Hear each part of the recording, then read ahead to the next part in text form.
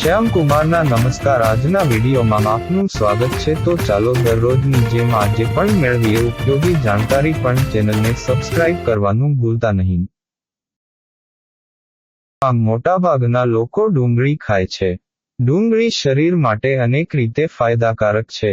કેટલાક લોકો કચુંબર તરીકે કાચી ડુંગળી ખાય છે, તો કેટલાક લોકોને ફ્રાય કરેલી ડુંગળી ખાવી વધુ પસંદ હોય છે. શાકનો સ્વાદ વધારવા માટે ક્યારેક ડુંગળી તળીને પણ નાખવામાં આવે છે. કાચી અને તળેલી ડુંગળી બંને સ્વાસ્થ્ય માટે ફાયદાકારક છે, પરંતુ જે વ્યક્તિ વજન ઘટાડવા ઈચ્છતી હોય તેણે તળેલી ડુંગળીથી દૂર રહેવું જોઈએ. હૃદયની તંદુરસ્તી અને બ્લડ સુગરને નિયંત્રિત કરવા માટે કઈ ડુંગળી ખાવી જોઈએ? જાણો તળેલી અને કાચી ડુંગળીના ફાયદા અને નુકસાન. કાચી ડુંગળી ખાવાના ફાયદા અને ગેરફાયદા. ફાયદા: તેમાં ભરપૂર માત્રામાં એન્ટીઓક્સિડન્ટ હોય છે, જે રોગોથી બચાવે છે.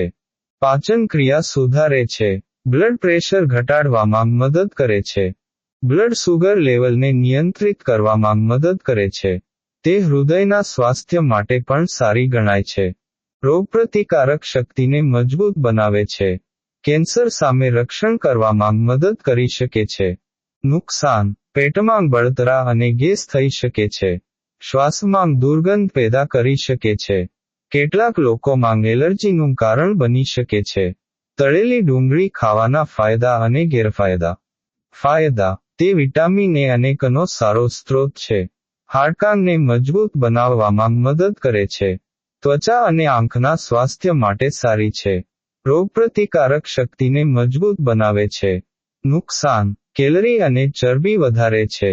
કોલેસ્ટ્રોલનું સ્તર વધારી શકે છે.